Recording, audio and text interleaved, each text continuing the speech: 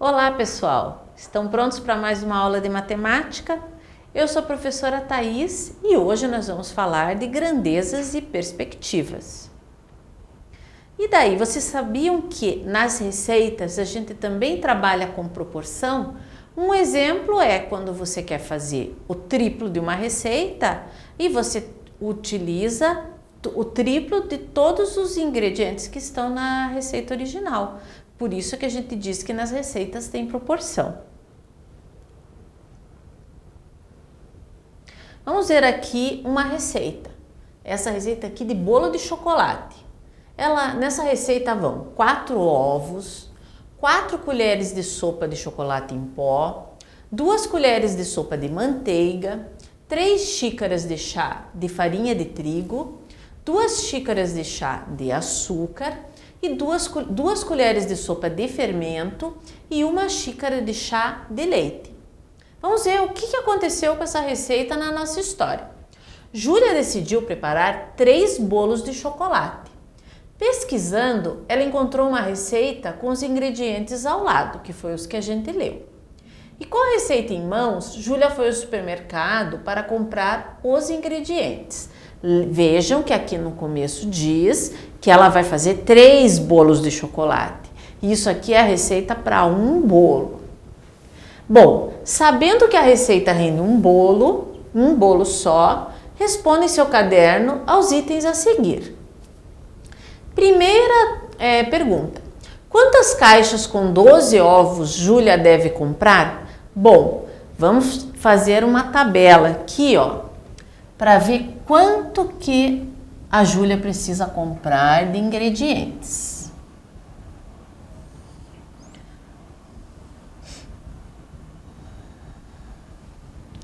Então, aqui vai ser para um bolo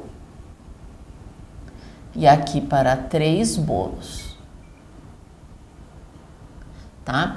Então, o primeiro ingrediente são os ovos. A gente vai preenchendo essa tabela à medida que a gente for respondendo as perguntas, tá? Então, para um bolo, a receita diz que são necessários 4 ovos.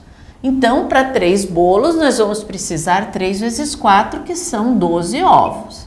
Assim, a gente já pode responder a primeira pergunta. Quantas caixas com 12 ovos Júlia deve comprar? Se sabe, né, que no mercado, as caixas de ovos, o tamanho mais comum é a que vem uma dúzia, 12 ovos. Então, quantas caixas dessas ela vai precisar comprar? Uma caixa, porque ela vai precisar exatamente de 12 ovos. Se ela precisasse mais do que 12, ela teria que comprar mais caixas. Então, a resposta da letra A é uma caixa.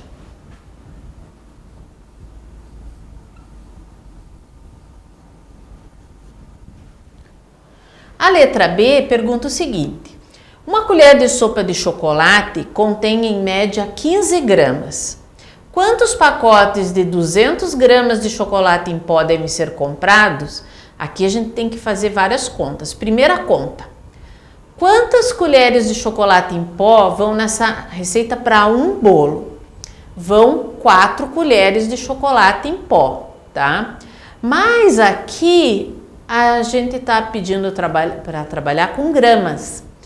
Se cada colher pesa 15 gramas, 2 colheres vão pesar quanto?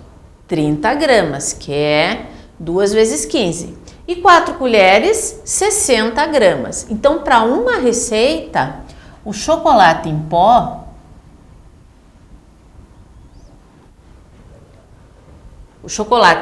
vão ser necessárias 4 colheres que correspondem a 60 gramas.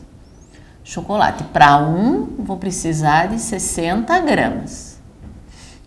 Então, para 3 bolos, é 3 vezes 60, que são 180 gramas.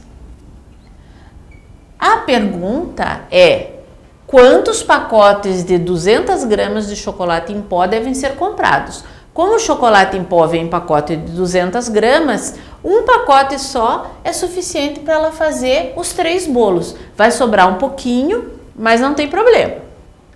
Então, a resposta é um pacote. Qual é a próxima pergunta? A pergunta C. Uma colher de sopa de manteiga contém em média 40 gramas. Vocês viram que legal? Vocês já notaram uma coisa? A massa de uma colher de chocolate em pó é diferente da massa de uma colher de manteiga, porque a manteiga é diferente do pó, o pó é mais leve. Então, a gente não pode usar sempre a colher para medir a massa de um produto, a não ser que você saiba a massa como a gente está sabendo aqui. Então, uma colher de sopa de manteiga contém em média 40 gramas. Quantas colheres vão em uma receita? Em uma receita vão 2 colheres de sopa de manteiga. Então, 40 gramas mais 40 gramas são 80 gramas para um bolo. Aqui a gente está falando da manteiga. Assim, a gente já pode calcular, em 3 bolos são 240 gramas. Agora a pergunta é: quantas barras de 200 gramas de manteiga a Júlia deve comprar? No supermercado, as barras de manteiga, em geral, têm 200 gramas. Não vai ser suficiente ela comprar uma. Então, ela vai ter que comprar 2 barras.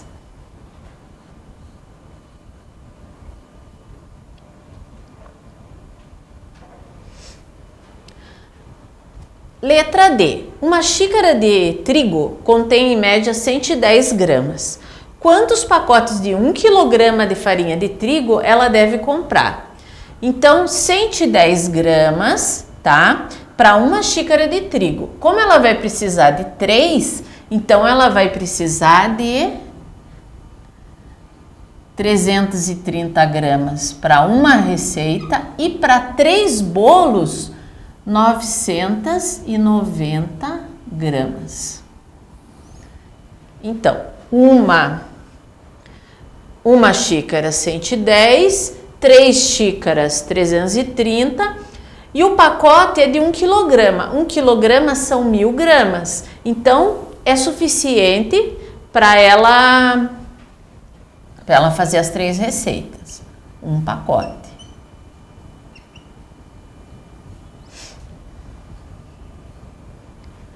Na letra E é o açúcar. Uma xícara de açúcar contém em média 200 gramas.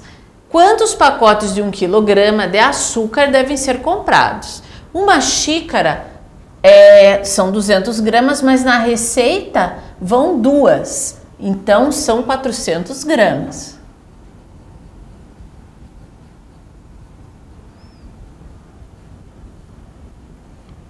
E em 3 receitas, 1.200 gramas, que é mais do que 1 kg.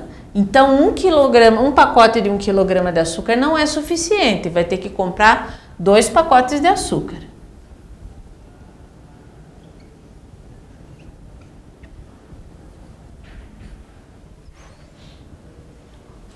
Na letra F, nós vamos falar do fermento.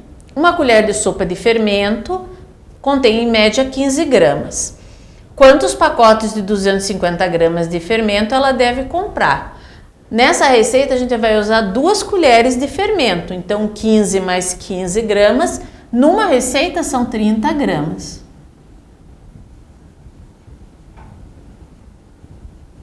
E em 3 receitas, 90 gramas. Se o pacote de fermento contém 250 gramas, um pacote é suficiente para fazer os 3 bolos. 6 xícaras de leite correspondem a 1 litro de leite.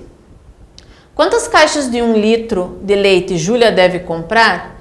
Se 6 xícaras correspondem a 1 litro, e aqui ela vai precisar de 1 xícara para cada receita, então vamos ver aqui, ó.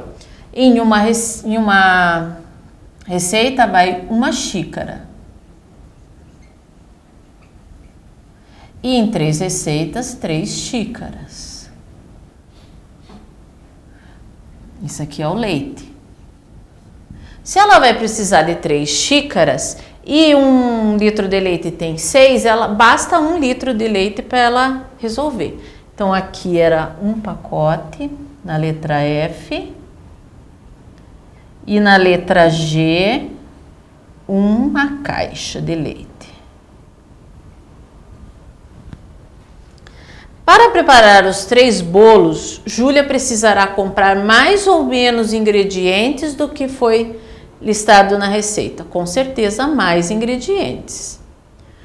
O que podemos dizer sobre a relação entre as quantidades de ingredientes e a quantidade de bolos que a receita rende? São proporcionais, são diretamente proporcionais.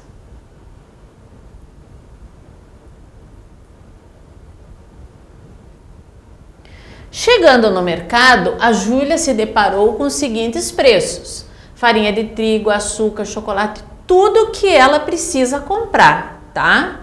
Então, vamos descobrir quanto que a Júlia vai gastar no mercado. A gente tem a lista do que ela precisa comprar aqui embaixo.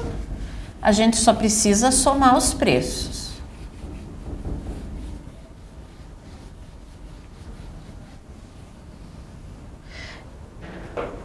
Então,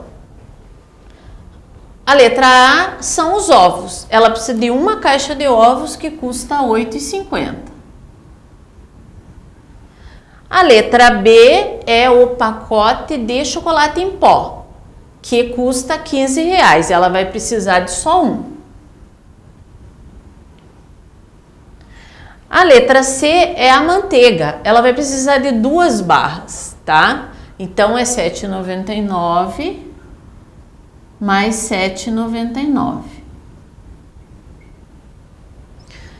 Depois vem a farinha de trigo. Ela vai precisar de um pacote, R$ 4,79.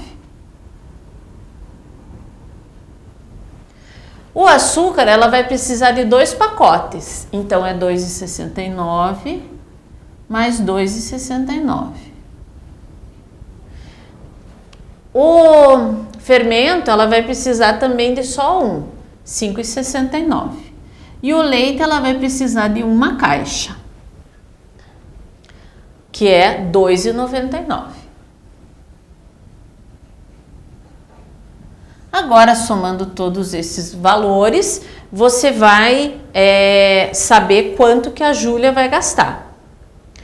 Antes de pegar esse resultado, vamos para o exercício 5. O que podemos dizer sobre a relação entre o valor pago por Júlia e a quantidade de produtos comprados? Novamente, é diretamente proporcional. E qual a relação entre o número de bolos que a Júlia fará e o valor pago no mercado? São proporcionais, porque quanto mais bolos ela fizer, mais ela vai gastar no mercado. Então, vamos agora fazer a soma, tá? Aqui eu tenho 9, 9, 9, 9, 9, 9, 9, 7 vezes 9, 63. 6 mais 5, 11, mais 9, 20, 29, 36, 42, 48, 54, 63. 14, 19, 26, mais 7, 33, 37, 39, 41, 46, 48. 4 mais 1, 5.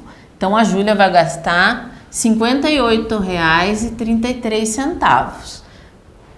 Vocês podem até usar a calculadora para conferir se eu fiz corretamente a conta, tá certo?